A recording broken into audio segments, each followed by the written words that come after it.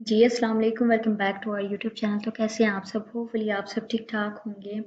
तो जी, आज की जो हमारी वीडियो है वो है एसआरएसपी मीन्स टू से सीएस 619 सीरीज़ की सेकंड वीडियो है आज हमारी। तो जिन्होंने पहले वाली वीडियो नहीं देखी हुई, आई सजेस्ट कि वो लास्ट वाली वीडियो देख लें बिकॉज़ आई थिंक कि this video is more helpful when you watch the last video.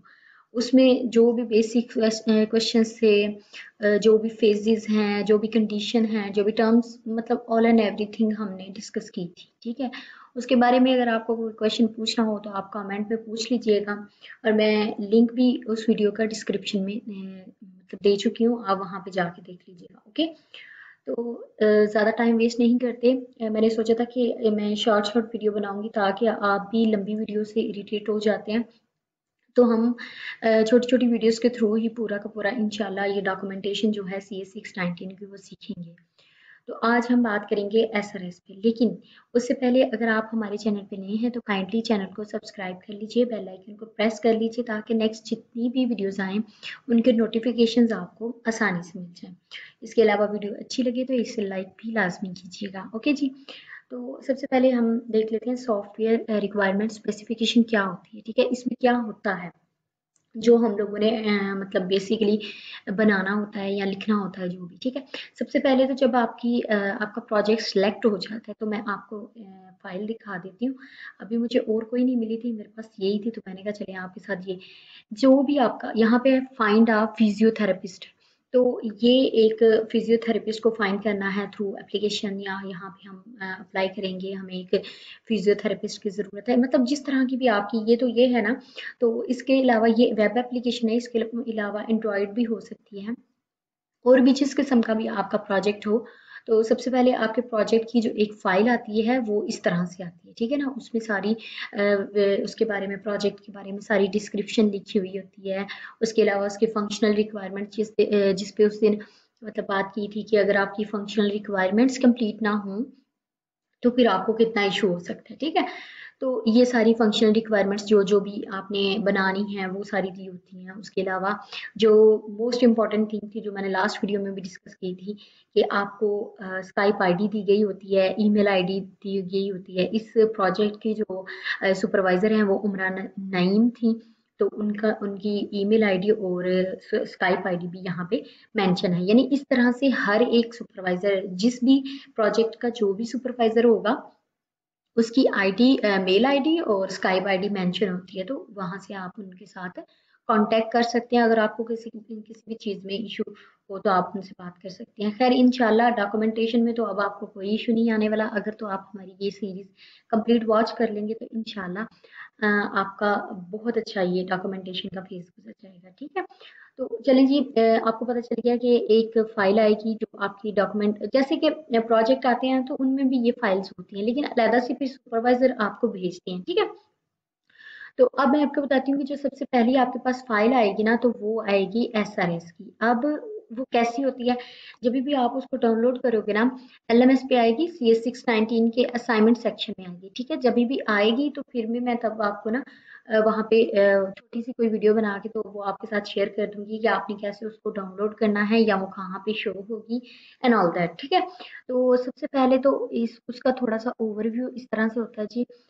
उन्होंने ये एक फाइल दी हुई है। ठीक है, उन्होंने आपको फाइल का जो समझ लें एक किस्म का स्ट्रक्चर है ना वो दिखा दिया हुआ है कि इस तरह से आपने चीज़ों को इसमें इंसर्ट करना है, इस तरह से आपने अपनी डॉक्यूमेंटेशन बनानी है। ठीक है, तो सबसे पहले मैं आपको इसका एक होल व्यू दिखा देती हूँ। ठीक है, ये देखें, अब इन चीज़ों को हम बारी बारी बाद में डिस्कस करेंगे। ठीक है, तो सबसे पहले आ जाते हैं यहाँ पे, give here your own project title. जो भी आपके प्रोजेक्ट का टाइटल है वो आपने यहाँ पे देना है। जस्ट लाइक अभी हमने जो देखा वो था फाइंड अ फिजियोथेरेपिस्ट, तो यहाँ पे आप लिख देंगे फाइंड अ फिजियोथेरेपिस्ट। अब मैं आपको दिखाती हूँ कि जहाँ पे लिखा हुआ था वो कैसा था, तो वो ये है। ठीक है, ये देखिए, find a physiotherapist. Software requirement specification भी आपने सेम एज इट इज छोड़ देना है, और वर्जन 1.0 भी वैसे ही, वर्चुअल यूनिवर्सिटी का लोगो भी वैसे ही। उसके अलावा जहां अब इससे नीचे आ जाते हैं आपने, अगर मैं आपको लास्ट वाला फाइल दिखाऊं तो यहाँ पे देखें, यहाँ पे उन्होंने कहा हुआ है ग्रुप आईडी आपने मेंशन करनी है। अच्छा जी, अब ये ग्रुप आईडी क्या होती है? तो जी ग्रुप आईडी ये होती है कि जो आपके प्रोजेक्ट की आईडी आपके सुपरवाइजर की तरफ से आपको अलॉट की जाती है, वो होती है आपकी ग्रुप आईडी। ठीक है, इसी तरह से ये देखें जी, इन चीज़ों के बारे में ज़्यादा परेशान होने की ज़रूरत नहीं है, और वैसे भी मैं यहाँ पे आपको ज़्यादा डिटेल से यहाँ ज़्यादा अच्छे से समझा भी नहीं पाऊंगी, क्योंकि वो कंडीशन नहीं है मेरे पास अवेलेबल। तो इसलिए ना मैं आपको जस्ट दिखा देती हूँ। ठीक है, जैसे कि यहाँ पे ये जो लगी हुई है, देखिए F210-280 FD7। ठीक है, तो ये क्या है, ये ग्रुप यानी आपके प्रोजेक्ट की जो आईडी है ये वो है। इसके अलावा यहाँ पे आपने मेंशन करनी है अपनी आईडी, आपकी BC 200 या समथिंग जो भी हो। ठीक है, तो ये आप अपनी यहाँ पे आईडी मेंशन करेंगे। उसके बाद आपने मेंशन करना है, उन्होंने सारी चीज़ें गाइड की हुई हैं, हमें बताया हुआ है। चले हम ना एक दफ़ा ऐसे कहते हैं, सबसे पहले इसको देख लेते हैं, फिर हम दूसरे डॉक्यूमेंट पे चले जाते हैं। इस तरह स्विच करने से ना कंफ्यूजन क्रिएट हो रही है। तो सुपरवाइजर नेम लिखना है, मेंशन योर सुपरवाइजर नेम, जो भी आपके सुपरवाइजर का नेम होगा वो आपने यहाँ पे लिखना है, अपनी आईडी यहाँ पे लिखनी है, और ग्रुप आईडी भी यहाँ पे लिखनी है। ठीक है ना, उसके बाद हम आ जाते हैं, थोड़ा सा इसको नीचे स्क्रॉल डाउन कर लेते हैं। तो यहाँ पे ये देखें जी, रिवीजन हिस्ट्री। तो रिवीजन हिस्ट्री अगर तो देखें डेट लिखनी है, जो भी करंट डेट जिस पे आपने सबमिट करवाना है ना अपनी ये जो SRS है इसकी असाइनमेंट। ठीक है, तो ये वो वाली डेट आपने यहाँ पे लिख देनी। अब वरीन का क्या मतलब, 1.0 का मतलब है कि आप इसको फर्स्ट टाइम सबमिट करवा रहे हो। अब ये 2.0 भी आई थिंक सो हो जाता है, या 1.2 या जो भी होगा। ठीक है, तो वो इस वजह से होता है कि अगर आपकी इसमें कोई मिस्टेक्स हुई हैं तो आपका सुपरवाइजर कहता है कि भाई इसको इम्प्रूव करके मुझे दोबारा सेंड करें। मतलब अगर कोई मिस्टेक्स हैं आपकी डॉक्यूमेंटेशन में, तो वो आपको कहेंगे कि इसको इम्प्रूव करें और इसका दूसरा वर्जन भेजें। ठीक है ना, जैसे आप लोगों को पता है बेसिक चीजें, तो ये तो आपको पता है ना वर्जन किस तरह से होते हैं। ठीक है, तो फिर जब आप उसको इन्हांस कर लोगे, उसको इम्प्रूव कर लोगे, फिर आप वो उसके साथ 2.0 जस्ट लाइक हम एग्जांपल लेते हैं, फिर आप लिखोगे 2.0 और फिर सबमिट करवाओगे। ओके हो गया जी, होपफुली यहाँ तक समझ आ गई होगी। अगर नहीं भी आई तो आप कमेंट बॉक्स में कमेंट करके पूछ लीजिएगा, मैं इंशाल्लाह रिप्लाई करूंगी।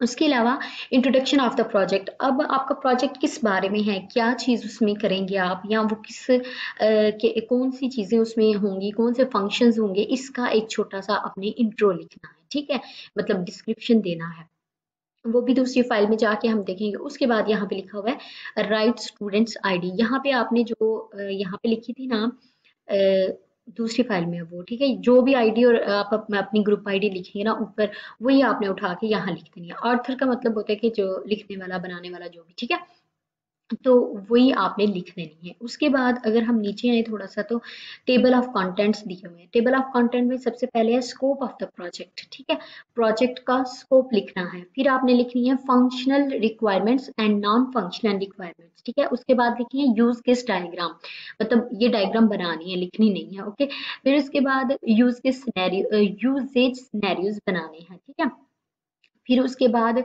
अडॉप्टेड मेथडोलॉजी है, फिर वर्क प्लान है। ठीक है, उसको उन्होंने बताया हुआ कि use MS project to create schedule और वर्क प्लान। ठीक है, तो ये आपने MS प्रोजेक्ट में ही बनाना है, मतलब ईच एंड एवरीथिंग उन्होंने बताई हुई होती है। उसके बाद बस ये है कि ये बना के नहीं दिखाया हुआ था, इसकी वजह से हमें थोड़ी सी कंफ्यूजन हो जाती है।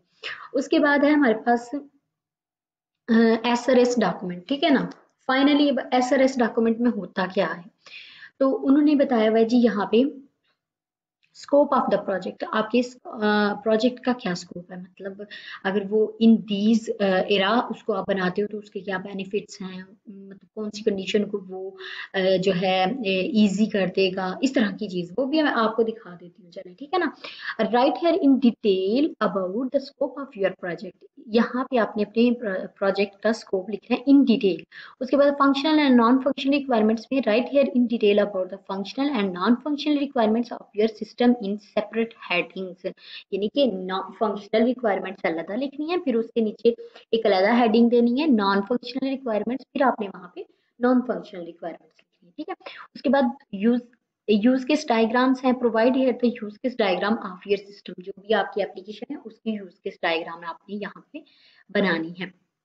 उसके बाद usage scenarios, provide here the usage scenarios of all use cases in table format, explaining use case title, use case ID, actions, description, alternative patch, pre and post conditions. Or third exception, you are supposed to provide a usage scenario for each of use case shown in use case diagram. ठीक है, अब इसको भी मतलब ज्यादा वो करने की जरूरत नहीं है, इसको भी मैं आपको बहुत अच्छे से एक्सप्लेन कर दूंगी। ठीक है, उसके बाद है adopted methodology. Right here detail about the adopted methodology for your project. You must choose view process model which is combination of waterfall and spiral models. More are combining two or more methodologies is explained in SC to CS605 handouts। ठीक है, वो आपको reference भी दे रहे हैं कि वहाँ पे काफी ज्यादा चीजें एक्सप्लेन की गई हैं, तो आप वहां से देख के भी हेल्प ले सकते हैं। वर्क प्लान है, use MS project to create schedule or work plan, provide Gantt chart of your final project। ठीक है जी, यहाँ तक तो हमारी एक डिटेल वो हो गई ना चीज की क्या क्या चीजें इसमें आती हैं। अब आज हम थोड़ा कम डिस्कस कर लेंगे चीजों को, इसी तरह फिर फर्दर सारी वीडियोस में मैं इंशाल्लाह ईच एंड एवरीथिंग जितनी भी हमने यहाँ पे चीजें पढ़ी हैं या बनानी है या लिखनी है, मैं आपको एक एक चीज जो है डिटेल से बताऊंगी। इसके साथ ही अगर आपने वीडियो को अभी तक लाइक नहीं किया तो काइंडली वीडियो को लाइक कर लीजिए। तो अभी हम देखते हैं भाई कि यहाँ पे हमारे पास जो बना हुआ था ये डॉक्यूमेंट सारा वो कैसा दिखता है। तो सबसे पहले यहाँ पे आ जाए, इन्होंने डिस्क्रिप्शन नहीं लिखा हुआ अभी फिलहाल, दूसरे प्रोजेक्ट का मेरे पास जो है उसकी फाइल नहीं थी, दैट्स वाई मैंने वो शेयर नहीं किया, वो मेरे पास था ई इंटरेक्टिव बुक। ठीक है, तो इसको भी मैं आपको दिखा देती हूँ, इन्होंने लिखा हुआ होगा ये देखिए जी। ठीक है, ये डिस्क्रिप्शन इन्होंने दिया हुआ है, इसी तरह से आपने डिस्क्रिप्शन देना है। ठीक है, अब ये डिस्क्रिप्शन ऐसे नहीं होता कि कॉपी पेस्ट हो जाए या फिर आपने मतलब देखा और उठा के लिख दिया, ऐसा बिल्कुल भी नहीं होगा। ये डिस्क्रिप्शन आपको खुद लिखना पड़ेगा, खुद आपको सर्चेस करनी पड़ेंगी। जैसे फाइंड अ फिजियोथेरेपिस्ट है तो उसको मतलब फाइंड करने के लिए या उसके क्या क्या फायदे हो सकते हैं अगर हम ऑनलाइन उसके साथ अपॉइंटमेंट फिक्स कर लें, तो मतलब इस तरह की चीजें जस्ट लाइक जैसे ई इंटरेक्टिव बुक है ना, तो इसके बारे में देख लेते हैं थोड़ा सा। This document will contain the introduction portion in which students will read the books from the website. ठीक है, समझ आ गया ना कितना सिंप्लिसिटी से और अच्छे से बताया हुआ है कि ये जो ई इंटरेक्टिव बुक है इसमें क्या होगा कि स्टूडेंट्स जो हैं जो भी वो बुक्स चाहेंगे वो ऑनलाइन मतलब वेबसाइट पे उसको रीड कर सकें। Books are one of the primary sources to deliver knowledge. Everyone students will read the book and gain knowledge about their academic material. It is very important for students to boost up their knowledge। ठीक है, मतलब कि इसी तरह से आपने बताना है कि भाई जो हम बना रहे हैं ना डॉक्यूमेंट, उसका ये फायदा है, उसको इस जगह पे हम यूज कर सकते हैं। तो सिंपल सा छोटा सा जितना सा इन्होंने लिखा हुआ है ना, इतना भी काफी है, थोड़ी कम भी एक दो लाइन हो जाएगी तो नो इशू। ठीक है, उसके बाद नेक्स्ट जो फेज है हमारे पास वो है जी टेबल ऑफ कंटेंट। ठीक है, टेबल ऑफ कंटेंट को आपने कुछ नहीं करना, ये ऐसे लिखा रहने देना, बस ये है कि आपने इसके सामने पेज नंबर लाजमी दे देने हैं। ठीक है, तो अच्छी प्रैक्टिस यही है कि आप पेज नंबर दे दीजिएगा, इन्होंने नहीं दिए हुए, खैर कोई बात नहीं, इतना इश्यू भी नहीं है, लेकिन आई थिंक सो के पेज नंबर भी लाजमी देने चाहिए। इसके अलावा मैं आपको किसी नेक्स्ट वीडियो में एक प्रॉपर डॉक्यूमेंट जो अकॉर्डिंग टू मी बना हुआ होगा वो आपको दिखा दूंगी। ठीक है, तो बाकी ये भी अल्हम्दुलिल्लाह पास्ट हैं और फर्स्ट टाइम में हैं और माशाल्लाह से अच्छे प्रोजेक्ट बने हुए हैं। ओके, उसके बाद आपने आ जाना है नीचे। ठीक है ना, अब यहाँ पे स्कोप ऑफ द प्रोजेक्ट, जो ये वाला सेक्शन था ना, ये वाला, ठीक है, स्कोप ऑफ द प्रोजेक्ट ये लिखा हुआ है यहाँ पे। ठीक है, सबसे पहले तो हम इसकी हेडिंग को उठा के यहाँ पे लाएंगे, फिर उसके बाद हम इसके बारे में एक डिटेल यानी जो ऊपर डिस्क्रिप्शन लिखी थी चाहे तो उसको भी बीच में इन्वॉल्व करके फिर आपने इसकी डिटेल डिस्क्रिप्शन लिखनी है, मतलब ईच एंड एवरीथिंग बतानी है। ठीक है, अब यहाँ पे हम देखते हैं जी, in this project we will develop website for the students those who are fond of books reading. Books are very important for the students. Books are one of the primary source to deliver knowledge. It is necessary for all those brilliant students who want to do some big in their life. Conventional books comprise of the papers in hard form and contents printed on these pages. Books in this form have their own worth. However, the problem with these books is that they are physical in nature, taking space, are bulky and different to port from one place to another। देखिए जी, I hope काफी ज्यादा आपको difference खुद ब खुद ही नजर आ गया होगा बगैर मेरे बताए, ठीक है। तो क्या हुआ कि ऊपर वाले डिस्क्रिप्शन में उन्होंने थोड़ा सा लाइट डिस्क्रिप्शन दी हुई है, लाइट इंट्रो दिया हुआ है। यहाँ पे वो डिटेल्ड इंट्रो दे रहे हैं, जो जो भी उनकी प्रोजेक्ट में इन्वॉल्व है, जो जो भी उन्होंने करना है, मतलब ये जिस किसी भी चीज का ये अल्टरनेटिव है, क्यों इसको यूज किया गया है, क्यों हम बनाएंगे, क्यों हमें जरूरत पड़ी ये वाला प्रोजेक्ट बनाने की, ईच एंड एवरीथिंग, ठीक है। तो ये अकॉर्डिंग टू योर प्रोजेक्ट आप खुद लिखेंगे, ठीक है। इसमें तो मैं आपको बस गाइड ही कर सकती हूँ कि जितना मैंने कर दिया, I think so it's enough, more than enough शायद, क्योंकि हर चीज़ मैंने आपको बता दी। जब भी आप प्रोजेक्ट चूज़ करेंगे तो फिर उसको देखते हुए आपने उसके बारे में सर्चेज़ वगैरह करके गूगल से इधर-उधर से, तो आपने उसको एक अच्छा सा डिस्क्रिप्शन दे देना है, okay. It's very meaningful, I think so कि जितना बता दिया इट्स इनफ, ओके। उसके बाद हम देखते हैं नेक्स्ट हमारे पास क्या चीज़ आ जाती है। नेक्स्ट सेकंड पार्ट जो हमारे पास है यहाँ पे वो है functional and non functional requirements, okay. अब हमने क्या करना है जी, उन्होंने हमें कहा हुआ था पहले से ही आपने फंक्शनल रिक्वायरमेंट की हेडिंग अलग देनी है, उनको अलग से लिखना है, और नॉन फंक्शनल की अलग देनी है, उनको मतलब अलग से लिखना है। अब मैं आपको यहाँ पे एक चीज का डिफरेंस बता देती हूँ कि जो तो होती है ना फंक्शनल रिक्वायरमेंट्स, ठीक है, just like let me show you ये वाला प्रोजेक्ट। फंक्शनल रिक्वायरमेंट्स जो होती है ना, ये देखिए यहाँ पे लिखा हुआ है ना, जो प्रोजेक्ट फाइल आपको आती है ना, वो फंक्शनल रिक्वायरमेंट्स उसमें पहले से ही लिखी होती हैं। आपने जस्ट उनको क्या करना होता है, यहाँ से उठा के, चाहे तो आप इनकी हेडिंग्स बना लें, चाहे तो आप इनको ऐसे कैसे उठा के अपनी फाइल में पेस्ट कर सकते हो, ठीक है। इसका कोई इशू नहीं है। फंक्शनल रिक्वायरमेंट वैसी की वैसी ही आपने यहाँ से कॉपी करके अपनी जो एसआरएस का डॉक्यूमेंट बना रहे हैं उसमें जाके पेस्ट कर देना, ठीक है। इसकी मेरे पास फाइल नहीं मुझे मिली थी, दैट्स वाई मैं आपको यहाँ से समझा रही हूँ, ठीक है। लेकिन आई थिंक सो जिस तरह से समझा रही हूँ आपको बिल्कुल भी कोई कंफ्यूजन नहीं रहेगी। तो क्या करना है, फंक्शनल रिक्वायरमेंट्स यहाँ पे पेस्ट कर देनी है। इसके अलावा जो नॉन फंक्शनल रिक्वायरमेंट्स होती है ना, वो नहीं देते उसमें प्रोजेक्ट की लिस्ट में, ठीक है ना, प्रोजेक्ट की उसमें डिटेल में वो नहीं देते। तो वो क्या करनी होती है, देखिए हमें खुद ही पता होता है कि एक प्रोजेक्ट है ना, या कोई वेबसाइट है, तो उसकी फंक्शनल रिक्वायरमेंट तो चलिए जो यूजर बताएगा वो हम लिख देंगे, लेकिन नॉन फंक्शनल तो खुद ही सेंस मतलब मेक करती हैं कि अच्छा ये नॉन फंक्शनल रिक्वायरमेंट्स कौन कौन सी होनी चाहिए, जस्ट लाइक उसकी सिक्योरिटी होनी चाहिए, उसकी रिलायबिलिटी होनी चाहिए, कंपेटेबिलिटी होनी चाहिए, मतलब इस तरह की चीजें जो होती हैं वो नॉन फंक्शनल रिक्वायरमेंट्स कहलाती हैं, ओके। तो अभी थोड़ा सा मैं आपको दिखा भी देती हूँ ताकि आपको आइडिया हो जाए और आप अपनी एसआरएस को अच्छे से बना सकें। ये देखिए जी, नॉन फंक्शनल रिक्वायरमेंट्स उसमें लिखा हुआ है security, reliability, usability, maintainability, supportability and installation, accurate details, compatibility. अच्छा खैर अच्छी लिखी हुई है इन्होंने भी थोड़ा डिटेल से। तो ये जो होती है security, reliability, usability, maintainability, supportability, compatibility, ये सारी की सारी क्या होती हैं, नॉन फंक्शनल रिक्वायरमेंट्स, मतलब कि जिसमें आपने फंक्शन कुछ भी परफॉर्म नहीं करना होता। सिक्योरिटी में क्या होता है कि आपकी एप्लीकेशन सिक्योर होनी चाहिए, ठीक है। तो ऑब्वियस है, ये तो खुद ब खुद ही जो डेवलपर्स होते हैं उन्हें खुद ही पता होता है, इसको तो यूजर को बताने की जरूरत ही नहीं। बट अब कोई यूजर ऐसा होगा जो कहेगा जी मुझे फला एप्लीकेशन बना दो, लेकिन ना उसमें ऐसा हो कि कोई भी हैकर आए और उसको हैक करके चला जाए, ऐसा तो नहीं होता ना। ऑब्वियस है कि सिक्योरिटी मस्ट है, ठीक है। उसके बाद यूजेबिलिटी भी अच्छी होनी चाहिए। देखें जब भी कोई वेबसाइट आप ओपन करते हो, तो अगर तो वो मतलब आपको थोड़ी एम्बिग्विटी उसमें लगती है, मतलब कि उसके नैव बार नहीं होती, या फिर आपको चीज़ें बहुत ज़्यादा डीप इन जाके ढूंढनी पड़ती हैं, तो आपको अच्छा नहीं लगता उसको यूज़ करते हुए, ठीक है। तो अगर उसकी नैव बार बिल्कुल क्लियर होगी, ईच एंड एवरीथिंग बिल्कुल फर्स्ट पेज होम पेज पे दिया हुआ होगा, तो आप जल्दी से हर चीज़ को फाइंड कर लोगे, तो ऑब्वियसली आपका टाइम भी बचेगा, आप खुश भी होगे कि यार इतनी जल्दी मेरा काम हो गया।